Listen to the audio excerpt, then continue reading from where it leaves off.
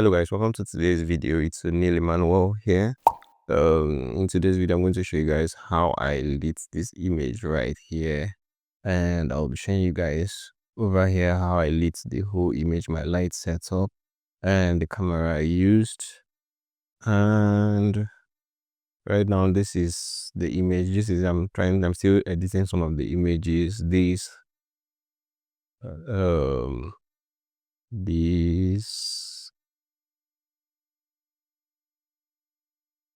These here, these. So I'm still trying to retouch some of the images here on Photoshop. So as you can see, I first of all did a little bit of touches here on Capture One, then I took it to Photoshop right here. So in today's video we're just going to focus on how I lit the images right here, and this is going to just be the part one of the video. In the next video I'm going to show you guys how I edited and got to this final result, how I added makeup, how I retouched this image to this final result right here. So before we get started, do also subscribe to the channel, like the video, and also drop a comment if you have any question concerning any part of this video. And yeah, subscribe to the channel. This encourages me to post new videos weekly for you guys. So let's go to the light setup. So as you can see here, this was 3 lights setup shoots right here. Very simple light setup, basic light setup. I'm going to show you guys. I'm going to go to Photoshop right here, and yeah, so this was the behind the scenes for my light setup right here, and this is a 3D view of how I achieved the image. For the key lights, I used a Godox AD600 mounted on a softbox right here, 80cm softbox right here. And my light was, this was a butterfly light setup for a beauty shoot. So I'm going to click this, and yeah, so this was the butterfly light setup for this shoot right here. And as you can see, the light setup,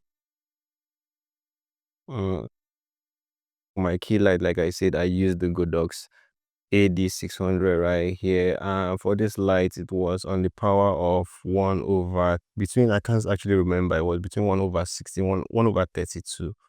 Around 1 over 32 was my power for this. And for the camera, I used a Nikon Z6 II for my camera, 24 to 70 mm Sigma lens, and f2.8. So for my camera settings for this shoot, if I can remember very well, my shutter speed was between 125 and 160. That was where my shutter speed was. And then for my aperture was at 2.8. Then my ISO was around 160 to 200. Yep. So that was that for my camera settings. I know as I was shooting and as I was going on with the shoot, I was just changing my camera setting to get what I wanted, and also change some of the light settings. Now for my hair light and my side light, for this side light right here was the Godox AD200 here, and the Godox V1 right here on the strip box.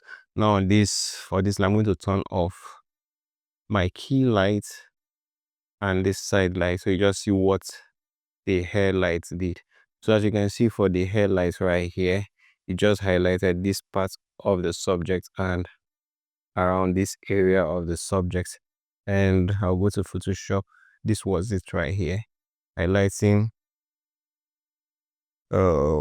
Change my brush. I'm going to change this to blue. So as you can see, the lights just highlighted this area, right? This area right here, right? I'll increase this. Just highlighted this area right here of my subject, the shoulder of my subject, and also the hair. This was for this strip box with the Godox V1 mounted on it right here. I'll go back to this. So this was your lights right here, and as you can see, the effects, increase the power, you can see the hair lights and the lights right here. Now the purpose of this light was to separate my subjects from the backdrop so that the subject does not sink into the backdrop. Like if I take this out, as you can see, the image is just flat. So I introduce this to separate my subjects from the backdrop. And then for my side light, I'll take this, I'll turn this off. Then for my side light, as you can see here, what it does was to highlight this side of my subject, the hair right here, and this other side of the subject. Now I'm going to show you guys on the main image.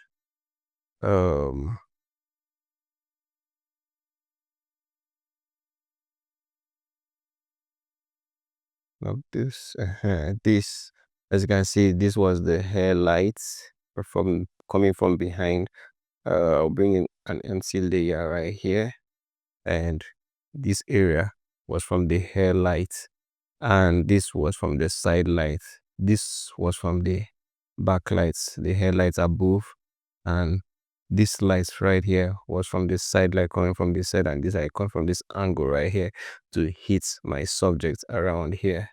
So that was how I achieved the backlight and the side light from here. The side light hitting this angle, as you can see, the same similarity from this and this area right here. That's what I want to achieving with the image.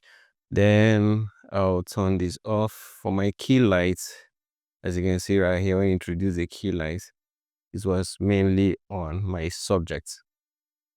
Then I had a reflector right here, a curved reflector right here to bounce the light to fill in the shadow underneath my subject. Now if I take this out,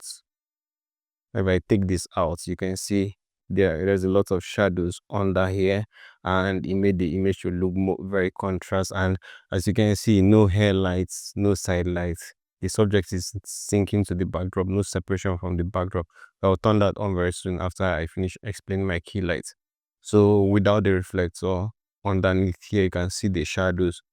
With the reflector, you can see the shadows were filled just as we got right here. You can see it filled in the shadows a bit, and this was my reflector here. This was my side light with the Godox AD600 right here, and this was the reflector here, bouncing the light from the key light to my subject. So that was how I got the image. Then for my key light, the key light was tilted 45 degrees down towards my subject. I'm going to turn on the hair light and then the side light. Then, so this was the image right here, separating my subjects from the background and also lighting my subject perfectly. My camera was on 70 mm right here. As you can see, I set here 24 to 70, 125 ISO 100. So I was just tweaking my white balance. I kept it at 5,000, yes, because it was a dark skin model. Whenever I'm shooting a dark skin model, I keep my white balance between 4.8 to 5.2. Then light skin model, I can now, depending on whatever I want to achieve actually in an image, but when I'm shooting a dark skin subject, that is what I do. So this was a simple light setup, 3 light setup with my subject, and I got to this final image, the key light, which was the AD600, bouncing here on my subject and some light spilling from here to my subject. So, and my background, I use a paper backdrop for the image right here. So this was the result I got from this image. As you can see in this one, I took out the backlights here, the headlights, and only used this for this image, and this was what I got. After I edited this, and with this one, the headlights was there. As you can see, the backlight hitting the subjects here and over here, and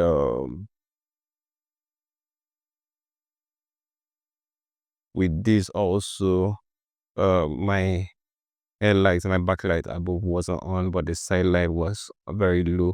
It's in the subject right here. Same thing here.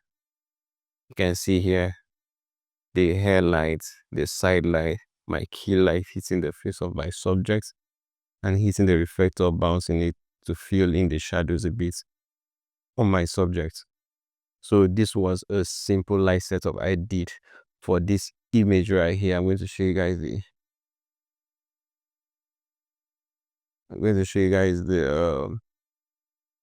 up view.